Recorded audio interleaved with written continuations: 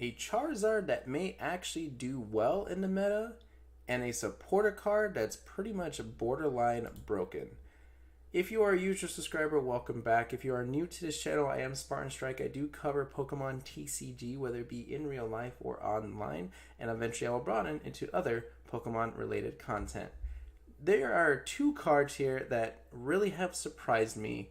One of them being, like I just said, almost borderline broken, and the other card, which for once in its life is actually pretty good. Now, I'm going to talk obviously about the Charizard first. So Charizard, history-wise, has been very hard to pull off. His attacks are always too high, or they don't do enough, or they do too much, but then there's a cost to it. Like, for instance, there's a Charizard, a Mega Charizard, where you do 300 damage for 5 energy, but then you do 50 damage to yourself. Or there was another one, I think it was a Charizard GX, where I think it was 5 energies, and then you did 300 damage, but then you had to discard 3 of them. So Charizard has always been a hard card to actually have a good, strong deck, built around it. Yes, it is doable, but, the cost, the risk to it are not really worth it. But the thing is, Charizard's always been like a fan favorite of so many players, so many kids. So people want to finally get a good Charizard card to attack with, and I think this time around they finally got one. So Charizard here is obviously a stage 2. So you do have to evolve into him, whether it be rare candy or do step-by-step Charmander, Charmeleon to Charizard. 160 HP, which is pretty standard for a non-GX EX stage 2. So it's pretty beefy. And it's weak to water, which might be a bit of an issue because Greninja is still around. I think at this time Greninja GX may cause a threat to this. It's got an energy retreat energy cost of 2, which is pretty bad. Not ideal. 2 energy retreat costs is not good to have. But it's got a pretty nice ability and a pretty decent attack. So let me talk about the attack first. The attack is called Molten Blast, which fits. Okay, it's highlighting everything here. So it's 3 energy. 2 of them have to be fire. It does 130 damage, and then you have to discard 1 energy, which is not that bad. Because like I just said, we had Charizards where you had to discard like 3 energies, and that's ridiculous. A Turn Energy X, you have to discard 2 fire energies, and that's kind of harsh. But this one, you only have to discard 1. So you do Molten Blast, you discard 1, just have an energy ready on your next turn, you get to do Molten Blast again for another 130. Now, the ability is where it shines, because that 130 is not 130 anymore. The ability, called Resolute Flame, this Pokemon's attacks do 30 more damage to your opponent's active Pokemon for each Pokemon EX and Pokemon GX your opponent has in play. This is where the numbers start to look really nice, because let's analyze the opponent's bench here. They're going to have a Lele. Lele is played in pretty much every single deck out there. And then we have Zoroark GX, which is played in just about, 99.9% of all decks out there. So that's already an extra 60 damage you're doing. Now your Molten Blast doesn't do 130, it does 190, which knocks out a Buzzwole, which knocks out your Tapus, which knocks out any sort of standard basic GX card.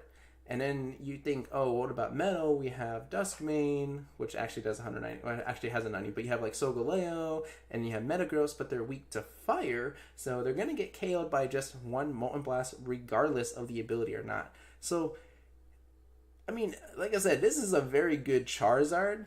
Now, it does kind of wither down a little bit when you're playing non-EX-GX decks, for instance, like let's say Empoleon. Empoleon only really, focuses on a Lele GX just to make sure that it has that Bridget. You can do that turn 1 Bridget. So now your Molten Blast is 160, which is actually not that bad because 160 knocks out the Empoleon, but you're also weak to water, so you're going to get KO'd pretty fast as well. But if Empoleon's not that popular of a deck right now. It's good, but it's not running all over the place. Now you do have your meta decks, which are nothing but GX attacks. So you have your Lele, you have your Zoroark, and then a main GX attacker, So now you're actually doing what? That's 90, so 210. And you gotta kind of think about that. They're not gonna have their only one main GX attacker. For instance, Buzzwole always sets up two Buzzwoles. So the numbers start to really add up, and that's what makes Charizard shine finally for once, that it's got a decent energy cost. I don't like the two fire, one colorless. I'd rather prefer one fire, double colorless, but can't have everything. But it's easier to build up, and you can actually make it work. The prize trade is nice. If they knock you out, they only get one prize, but you're going to knock out their GX Pokemon, so you're getting two prizes. It's definitely worth it. So this Charizard is definitely going to see some play. A lot of people are going to try to build a strong deck around it, especially those Charizard fanatics. I mean, their Charizard is like just as popular, if not more popular, than Pikachu. So I think a lot of people are going crazy for this card, whether it be just like, oh, another Charizard card, or just the fact that it's actually viable. So overall, pretty good. I'm going to definitely give this Charizard a 3.5 out of 5. I don't like the energy cost or the retreat cost to it, and I don't like the two fire, one colorless energy cost to the attack. But if it was any other way, it'd probably be a little bit overpowered. So overall, very good. Now let's talk about this card. Too bad it's not like zoomed out more. Lance has always been known as the Dragon Trainer, and the effect of this card fits it so well, and it's completely crazy what you can do with this. So it is a Prism card. You can only have one of it, and you want to make sure that you use it at the right moment. You can only play this card if one of your Pokemon was knocked out during your opponent's last turn.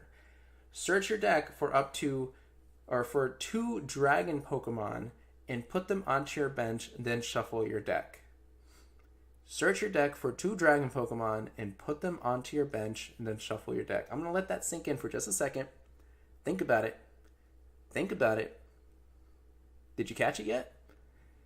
It doesn't specify basic Dragon Pokemon. I had a video where I talked about Dragonite GX and how crazy that card is, how good that card is, how strong it is. You play this Lance supporter card, you're just pulling those Dragonite GXs out of your deck and putting them straight onto your bench. Done. No evolving, no Dratinis, no Dragonairs, no risk of, your opponent using Espeon EX and de-evolving them. You just have two Dragonite GXs just straight onto your bench, ready to be charged up, ready to attack. How crazy is that you just get to straight up just stop, just don't even have to worry about evolving.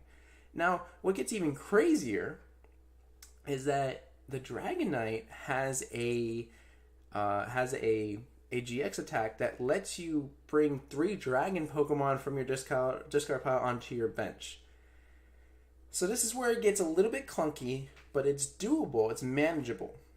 So let's say you start your turn off, you have like a Rangaroo and a Dratini.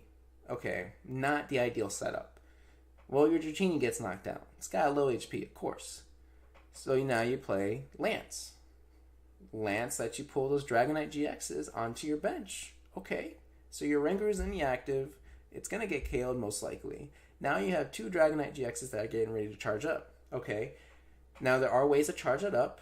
If your Rangaroo does get knocked out, we had I think it's called Zinnia. It's a supporter card that lets you accelerate energy onto your Dragon Pokemon. Fine.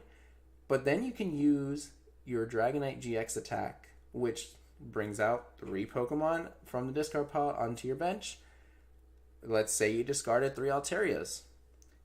Bring those Alterias onto the bench. Now, your Dragonite's attacks essentially do 20 more damage for each of those Alterias. So now 20, 40, 60, you're adding 60 onto each of your attacks. Yeah. It's nuts. Like, the combo seems like it's just a lot to handle, and then yes, your opponent has all this time to really build up something, but you're already overwhelming them with the fact that you have a heavy 250 HP GX Pokemon, as well as Pokemon that powers up attacks without even needing a choice man. So the setup is going to be wild, and I'm curious to see how people are going to set this up, because essentially you don't want to play too many Lele's. Yeah, you're going to have maybe one Lele on the bench, but then you're taking away that spot of like an Altaria or something, so you're going to want to be careful.